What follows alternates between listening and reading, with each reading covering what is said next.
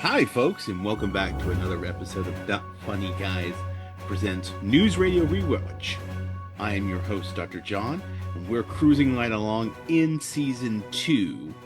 Yes, Season 2. We have made it through the first, 3 episodes?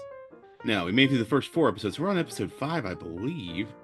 I'm doing my math correctly here, but it's episode 7 for us right now, the rewatch. We're looking at episode 5 and 6 of season 2, Shrink and Friends. So let's jump right in. So we're going to start with Shrink.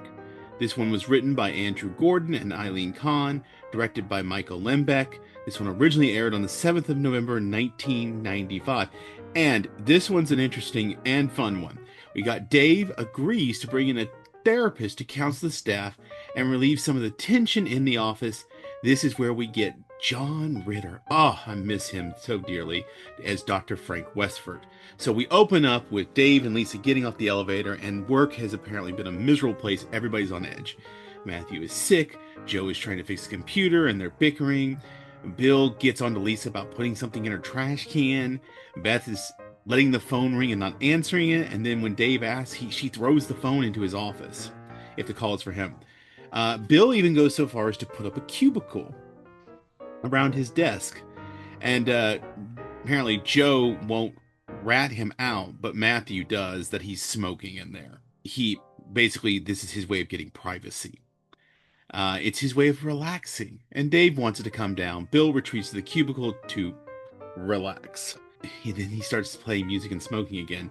Mr. James is in Dave's office. When he comes in, he's arguing on the phone. It's a misdial. But everybody, including him, is stressed out. For some reason, they're not exactly sure. Dave wants to help out, but Mr. James thinks they should bring in Dr. Frank. This is John Ritter's character. An enema for the brain, as he puts it. Dave thinks he can handle it. But once it's mentioned that Dr. Frank, everybody's in love. They love him. Once he announces it. Everyone then immediately seems to be getting better. It does turn out, though, and we'll catch on to this, there's something between Lisa and Dr. Frank. We'll find out more. So we have set up our storylines. Plot line A is going to be Dr. Frank. B will be the cubicle. Bill does not want to let Matthew into his cubicle, but he lets Joe in. And Joe thinks it's really cool. Matthew then catches Bill smoking again, and Bill pretends to go downstairs in that little walking trick or the elevator trick. John Ritter. So much we miss him. He comes in and everybody's happy to see them. Frank singles out in on Bill. Bill owns up to the smoking to him. Something about, gets all his the cigarettes from him. Dr. Frank then sets up in Dave's office, and Dave immediately clocks that, like we said earlier, Frank and Lisa, there's something there in their intimacy. Dave asks, and she admits that there was a relationship between them and when he was her professor. Illegal, no. Inappropriate, yes. Everyone is apparently now taking Dr. Frank's advice. It's the same advice Dave gave, but because it's coming through Dr. Frank. They're still dealing with the cubicle. Bill shows off the downstairs walking in the elevator trick this time. Joe apparently is typing in a trance helping Matthew because apparently Dr. Frank said he should help Matthew instead of torturing him. And he literally starts typing and then explains how he gets into the trance, and he typed that too. Dave walks in on Dr. Frank, and Mr. James says he's in deep medication. Mr. James is asleep. He wakes up, feels great. Dave is not a therapy guy, but he and Dr. Frank eventually get into it. Dave's kind of mad at him and rants, and then he feels better. He's like, oh, is this what therapy is? Dave then helps Dr. Frank with his own issues about his inappropriate relationship with Lisa, because he kind of unloads on him. And Dr. Frank admits the problem that he basically has sex addiction. Men, women, anyone apparently. And then he thanks Dave for being such a good listener. Before Dr. Frank leaves, he tells everyone, we need you. And then he finally helps resolve storyline B with the cubicle. And then there's a metaphorical wall. He needs to take down the physical ones. Dr. Frank fails. But Dave then steps down and tears down the cubicle wall, only to find Bill is stripped down, sitting in there in a Yankees hat smoking. Wonderful little episode. Very fun. Good. Two very well integrated storylines with the Dr. Frank. And it's just a pleasure to see John Ritter again. I cannot tell you how much I had forgotten he was in this episode, and it was such a pleasant surprise to see him again. Wonderful. We miss him dearly. Gone too soon. But let's move on to the next episode. So now we have Friends, written by Brian Kelly and Josh Lieb, directed by Michael Lembrecht. This was aired on the 14th of November, 1995, and now we have a bit more of a summary this time. Dave apparently hires a temp to help Beth with the organization of the station's files. This is where we get a guest star of Babe, is it Bebe or Bewith Newrith? As Sandy Angelina. You would know her best as the realtor in Jumanji and Frasier's ex-wife on Cheers. Recurring characters of Tone Locke. Many of him, you might know him from, he plays one of the security guards in this, but you may know him from Martin Living Color. He was in Ace Ventura as well. He's one of the security guards named Lorenzo. And the other one, played by Toby Huss, plays Junior. You would know him from voicing things on King of the Hill and The Strongest Man thing from Pete and Pete. Hilarious character actor. But let's get into this. So we start downstairs. Bill gets caught up trying to get to the elevator, and he's held up by the security guards because he forgot his ID upstairs.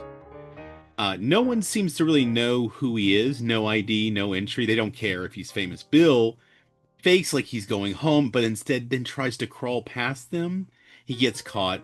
Bill threatens to call to his superiors, only to find out the payphone they're going to let him use is out of order. Meanwhile, upstairs, Beth is in charge of sorting these boxes because apparently the previous station manager had a very weird filing method. So they need to correct it. And Bill and Lisa come up. Lisa has brought Bill up with her because she vouched for him at the front desk. Beth is refiling old stories, a more standard system than the strange one that was incomprehensible previously. Dave has hired a temp to help Beth, and she thinks of her like he's not a toy. Mr. James then comes in. He brings a shredder. He wants to shred any controversial documents. He references Watergate and Nixon. According to Beth, that doesn't matter. He's like, says, what if Nixon had this? And Beth says, of course, he'd still be dead. Of course, Nixon died in 1994. And in a profound expression of irony, Mr. James shreds the instructions. This doesn't help. And then he starts testing on things like bagels and muffins and all that stuff. Now the temp, Sandy, shows up, and Beth already knows her. This is the classic frenemies. She tells Dave to fire her in the office. Sandy is this like the single white female to Beth, very much a copycat. Beth then tries an experiment to prove her point, says that she will hint that she likes Matthew, and claims that by lunchtime, Sandy and Matthew will be engaged. Sandy is already trying to take Beth's job over by bringing Dave coffee and all that kind of stuff. Already even changed her hair to match Beth's more closely. And Beth is like, sees this and wants everybody else to see it, and they don't. Then Beth leads Matthew on, and Joe, though, is obsessed with Sandy. He thinks she wants him. So again, we have our storyline breakdown. We've got storyline A, which will be the Sandy temp thing, and then of course storyline B will be Bill versus security. So he goes back down to apologize to the security officers and offers to bring them back some food. He then talks about forgetting his wallet, and as he tries to walk past him, they say, and that he even forgot his ID. And he's like, well, you can't, ID, you don't go upstairs. Bill thinks it's a joke. It's not. They're serious. They're just tooling him really hard. Matthew joins Sandy and Beth, and Sandy immediately starts flirting with him. Beth runs to get Dave and Lisa to show them, but when they show up, nothing is happening like when she'd gone to get them, and it kind of foils Beth's plan. Beth continues to flirt with Matthew, but until Joe comes up to her and kind of hits on her, she tells him to grow up and go away, basically, when he tries to flirt with her. Sandy later takes Matthew to sushi place for lunch. That's her favorite. Dave and Lisa miss the whole flirting thing again. Beth compares Sandy to Michigan J. Frog, which you don't know, that's the old Looney Tunes character who would start singing, "Hello, my mama, hello, my baby." And then when everybody would look to see what was happening, he'd pray like he's a regular frog. If you see the images I'm showing right now, you might remember this character. It is always striking. It's the one that when you really want to point out the uniqueness of this character, it all of a sudden acts very ordinary. The same way that Sandy is acting ordinary when Beth tries to show Dave and Lisa. They're leaving. Dave runs into Bill downstairs and signs for Bill's ID waiver, but they didn't get Dave's idea, so he's still ducked downstairs. He even tries to run onto the elevator, from which Lorenzo simply goes and pushes the button. He comes out, and he's defeated again. Tries to call up to get someone to vouch for him. Junior keeps getting the number extension wrong. They finally reach somebody who then says they've never heard of Bill. Or wait, they didn't say they never heard of Bill. They say the real one's up here already. It's Catherine. She's messing with him. Mr. James apparently may or may not have a relationship to the Clintons via the Whitewater file that's found, but he immediately shreds it. That's a scandal from the 90s, folks. Sandy continues to flirt with Matthew, ends up getting kind of competitive as Beth even gets into it, and she flirts, and she kisses Matthew. Lisa and Dave see this, and now they're like, okay, maybe this is going too far. Now Matthew really thinks both of them might like him. This is storyline A, central playing out. Matthew says when he talks to Dave and Lisa, he feels like Archie, whether he can't choose for Betty or Veronica, for which Lisa chimes in, neither of them like Jughead. So Matthew is Jughead. But Matthew's kind of enjoying it. Beth now resorts to claiming to produce silk to create the unique jacket she had, and Sandy kind of falls for it, and this finally leads them to kind of getting it into it with each other a little bit, copying her. Lisa even announces to both of them at some point that Matthew is going to get his feelings hurt. Beth calls out Sandy for the copycatting this whole toxic relationship. Beth apparently once tricked her into going to the Peace Corps.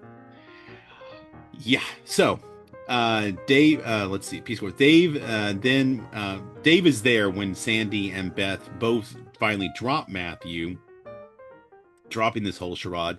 Sandy owns up that, that he should be with Beth. She rejects him, says you be with Sandy. And as they're doing this, a heart-shaped box of chocolates falls out of his bag, like a broken heart. Mr. James picks it up and thinks it's super ironic. He shreds it. Sandy and Beth make up. And downstairs, Bill finally has ID, but then is told it's expired. He rips it up only to realize that they were joking with him, but it wasn't that funny. So we've reached the end of episode 7. We're moving right along through season 2 here.